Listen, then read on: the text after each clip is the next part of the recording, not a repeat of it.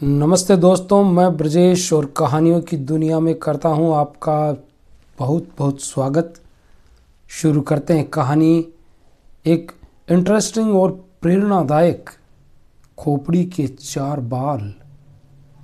एक गांव में दो सगे भाई रहते थे। बड़े भाई का नाम था मथुरा तथा छोटे भाई का नाम था चतुरा। बड़ा भाई सीधा सादा और छोटा भाई चतुर और चालाक था। दोनों ही बेरोजगार थे। जब घर का काम चलना मुश्किल हो गया, तब दोनों भाइयों ने विचार किया कि अब हमें कुछ न कुछ काम करना चाहिए। ऐसे ही घर में पड़े रहेंगे तो एक दिन भूखों मरने की नौबत आ जाएगी। दोनों भाइयों की आपसी रजामंदी से बड़ा भाई मथुरा काम की तलाश में शहर जाने के लिए तैयार हो गया। उसने चतुरा से कहा कि वह पैसे कमाकर ही घर वापस लौटेगा, इसलिए वह उसकी बिल्कुल चिंता न करे। ऐसा कहकर बड़ा भाई शहर की ओर चल दिया। चलते चलते वह एक बड़े शहर में पहुंचा।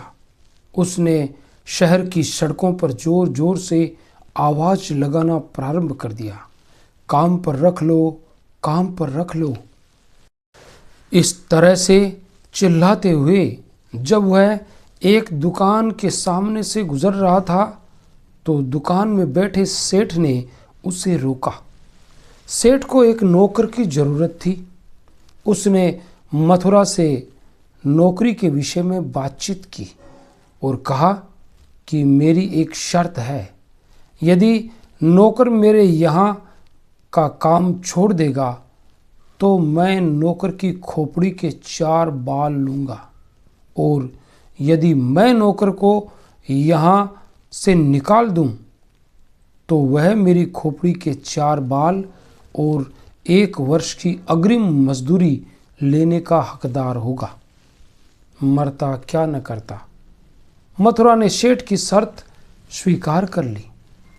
मथुरा ने सेठ से अपने मेहनताने के विषय में बात चलाई तो सेठ ने कहा कि तुम प्रतिदिन पत्ता भर भात खाओगे या प्रतिदिन घी लगी 2 रोटी। मथुरा बिल्कुल सीधा सादा था। उसने कहा कि घी लगी 2 रोटी मुझे दे दीजिएगा। मथुरा की नौकरी पक्की हो गई। सेठ उसे अपने बगीचे में ले गया। वहां मथुरा को कुएं के पास की नांद में पानी भरने का काम दिया गया। मथुरा प्रतिदिन नांद भरने का काम करने लगा। वह वहां रोज सुबह आ जाता और नांद में पानी भरने के लिए बड़ी मेहनत करता। सेठ बहुत चालाक था। उसने पानी की नांद में नीचे से छेद कर दिया था, जिसके कारण पानी निरंतर निकलता रहता था। इस तरह पानी भरने के बहाने पूरे बगीचे की सिंचाई हो जाती थी और बगीचा सदैव हरा भरा रहता था। दोपहर में भोजन के रूप में मथुरा को घी लगी 2 रोटियां मिल जाती थी। दिन भर मेहनत करने वाले मथुरा को ये 2 रोटियां ऊंट के मुंह में जीरा के समान ही थी। जल्दी ही मथुरा कमजोर पड़ गया। उसका शरीर जवाब देने लगा।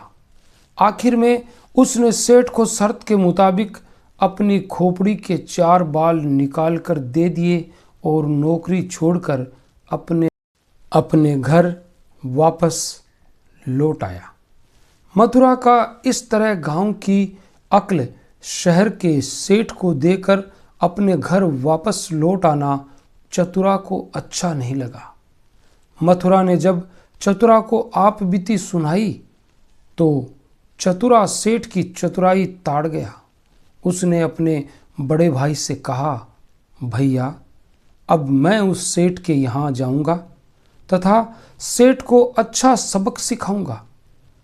चतुरा ये विचार कर उसी सेठ के पास जा पहुंचा।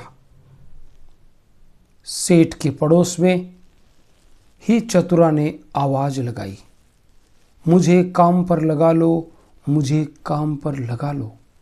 सेठ ने आवाज सुनी तो चतुरा को पास बुलाया और उससे बोला, मेरी एक शर्त है, यदि तुम नौकरी छोड़ोगे तो मैं तुम्हारी खोपड़ी के 4 बाल ले लूंगा, और यदि मैं तुम्हें नौकरी से निकालूं तो तुम मेरी खोपड़ी के 4 बाल और 1 साल की अग्रिम मजदूरी ले जाना।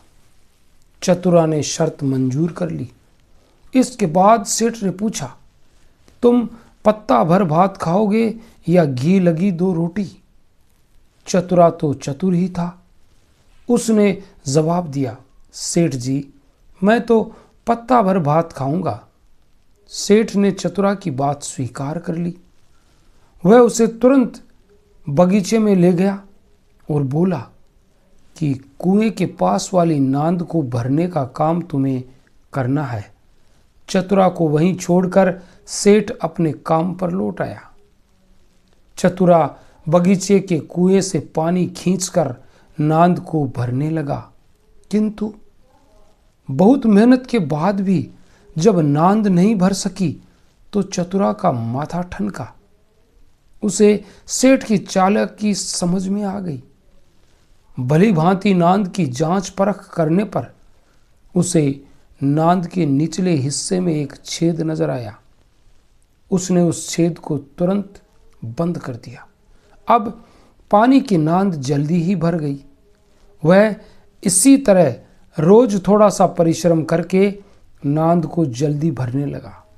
सवेरे जल्दी काम निपटा लेता, दोपहर को वृक्ष की शीतल छाया में आराम करता, भोजन के समय शर्त के अनुसार एक लंबे चौड़े केले का पत्ता भर भात खाता।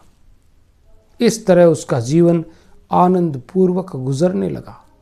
सेठ इस नौकर के व्यवहार को देखकर मन ही मन परेशान रहने लगा। उसकी सारी चतुरता इस नौकर के सामने धरी रह गई थी। वह कर भी क्या सकता था? उसने जानबूझकर ही यह आफत मोल ली थी। एक दिन जब सेठ अपने बगीचे में गया तो ये देखकर सन्न रह गया कि उसका सुंदर बगीचा उजड़ गया है। उसके हरे भरे पेड़ पौधे मुरझा गए हैं। बगीचे में पहले जैसी रौनक नहीं रही। वह सोचने लगा कि अगर महीने 2 महीने यही हाल रहा तो उसके बगीचे का नामो निशान ही मिट जाएगा। वह नांद के पास गया तो उसने देखा कि नांद में लबालब पानी भरा है। वह समझ गया कि चतुराई ने नांद का छेद बंद कर दिया है। अतः उसने चतुरा को दूसरे काम पर लगाने का मंसूबा बनाया। जब दूसरे दिन चतुरा काम पर गया तो सेठ ने उससे कहा कि आज से तुम घास काट कर लाओगे। चतुरा ने हाँ कर दी। वह तुरंत घास काटने के लिए चल पड़ा। शाम को घास का गट्ठा लेकर घर वापस आया। वह बहुत थक गया था। घास का गट्ठा भारी था। घर के दरवाजे पर आते ही उसने चिल्लाना शुरू कर दिया, गट्ठा उतारो। बाहर आवाज सुनकर सेठानी तुरंत भीतर से दौड़कर आई और चतुरा से कहने लगी, यहां उतार कर रख दो। चतुरा ने अनसुना करते हुए एक बार फिर सेठानी से पूछा कि यह गट्ठा उतार कर कहां रखूं। सेठानी तो पहले से ही उस पर गुस्सा थी। इस व्यवहार से उसका पारा और चढ़ गया। वह तमतमा कर बोली, मेरे सिर पर उतार दे। चतुरा ने उसके कहे अनुसार ही किया। गट्ठा ऊपर गिरते ही सेठानी जी नीचे दब गई। सेठ को इस घटना की खबर मिली तो वह दौड़ा दौड़ा आया। सेठ ने चतुरा से पूछा, ये सब कैसे हुआ? चतुरा ने सारी बातें सेठ को बता दी। सेठ सोचने लगा कि यदि चतुरा को ज्यादा दिन नौकर बनाकर रखा गया तो मेरा पूरा परिवार और घर द्वार चौपट हो जाएगा। अतः इसे जल्दी से जल्दी काम से छुट्टी दे देने में ही भलाई है। सेठ ने अपनी शर्त के मुताबिक अपनी खोपड़ी के 4 बाल और 1 वर्ष की अग्रिम मजदूरी देकर चतुरा से अपना पिंड छुड़ाया। तो बताइए कैसी लगी कहानी। अगर आपको कहानी अच्छी लगी है तो हमारे चैनल को लाइक, शेयर, कमेंट और सब्सक्राइब ज़रूर करें और मिलेंगे कल किसी और मनोरंजक, इंटरेस्टिंग, प्रेरणादायक कहानी में। तब तक के लिए all the best. Thanks for watching.